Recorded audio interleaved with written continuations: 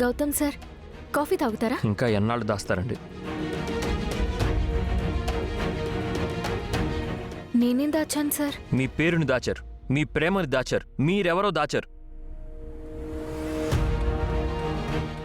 మీరు ఏమంటున్నారో నాకు అర్థం కావట్లేదు సార్. మీకు అర్థమైందని నాకు అర్థమైంది. ఇంకా నా వల్ల కాదు. మీరే నా అహల్య అని నాకెప్పుడో తెలుసు.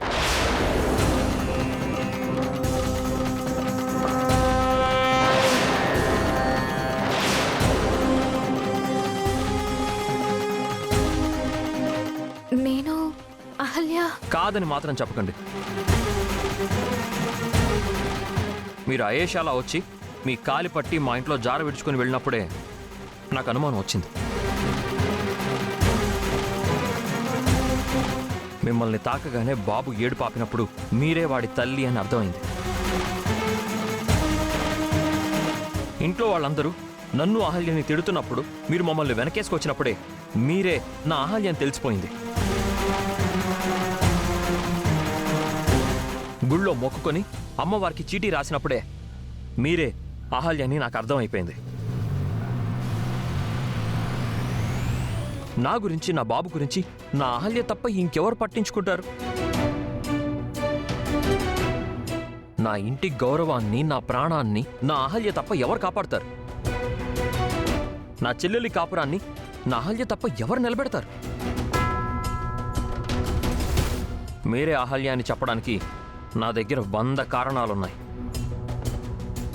కాదని చెప్పడానికి మీ దగ్గర ఒక్క కారణమైనా ఉందా?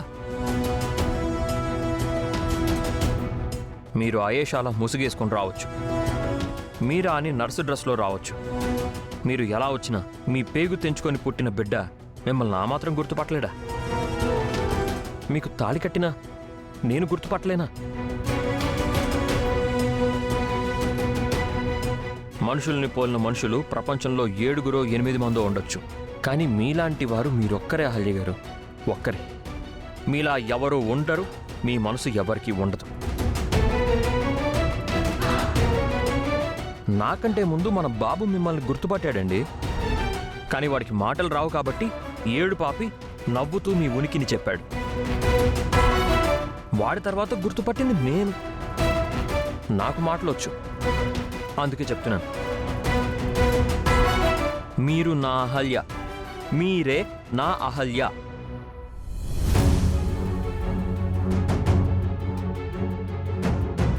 నన్ను క్షమించండి. మీతో చెప్పకుండా వెళ్ళిపోయాను. కానీ బాబు నదులు ఉండలేక తిరిగి వచ్చారు, అంతే కదా? నేను ఎందుకు వెళ్ళిపోయానంటే, నాకు తెలుసు అహల్య గారు, మీరు ఎప్పుడు ఇంటి నుంచి వెళ్ళిపోయినా నేను వెతికి తీసుకొచ్చేవాడిని. సంతోషించాల్సిన విషయం ఏంటంటే ఇప్పుడు మీరే తిరిగి వచ్చారు. నాకు చాలా హ్యాపీగా ఉంది. కనీసం ఇప్పటికైనా నన్ను నమ్ముతున్నందుకు చాలా థ్యాంక్స్ అహల్య గారు. మీరెవరన్నది నాకు తెలిసింది, ఇక ఇంట్లో వాళ్ళకు కూడా తెలిసేలా చెయ్యాలి. ఇంటికి వెళ్ళగానే చెప్పేద్దాం. నేను కూడా ఇంటికి తిరిగి వెళ్ళగానే నిజం చెప్పాలనుకున్నానండి.